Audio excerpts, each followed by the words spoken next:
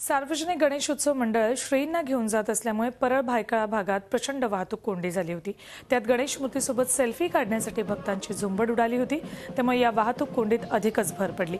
या त्रासदायक सेल्फी प्रेमींना आवरताना पोलिसांना मात्र नाकी नऊ आले, त्यामुळे परळहून भायखळा आणि दादरच्या दिशेने जाणाऱ्या मार्गावर वाहतुकीची कोंडी पाहायला मिळाली।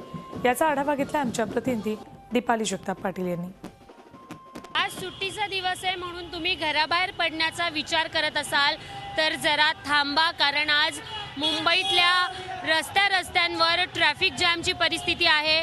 गणेश उत्सवाला सुरुवात झाली आहे। गणेश मूर्तीचं आगमन हे वाजत गाजत केलं जात आहे आणि म्हणूनच आज मुंबईतल्या रस्त्यांवर ट्रॅफिक जाम झालेलं पाहायला मिळत आहे। हा रस्ता आहे परेलकडून भायखळ्याला जाणारा आणि आपण पाहतोय की दूरपर्यंत आपल्याला ट्रॅफिक जाम दिसतंय, गाड्यांच्या लांबच लांब रांगा दिसताय। जरी या ठिकाणी आपल्याला पोलीस बंदोबस्त दिसत असला, ट्रॅफिक पोलीस दिसत असले तरी सुद्धा गणेश मंडळांचे कार्यकर्ते, ढोल ताशाचे पथक, बँजो या सगळ्याची गर्दी आणि सगळ्यात महत्त्वाचं म्हणजे फोटो काढणाऱ्यांची गर्दी, सेल्फी काढणाऱ्यांची गर्दी, अशा सगळ्यांना ट्रॅफिक पोलिसांना सांभाळावं लागतं। व्हिडिओ जर्नलिस्ट सुमेश भालेरावसह दीपाली जगताप पाटील, झी मीडिया, मुंबई।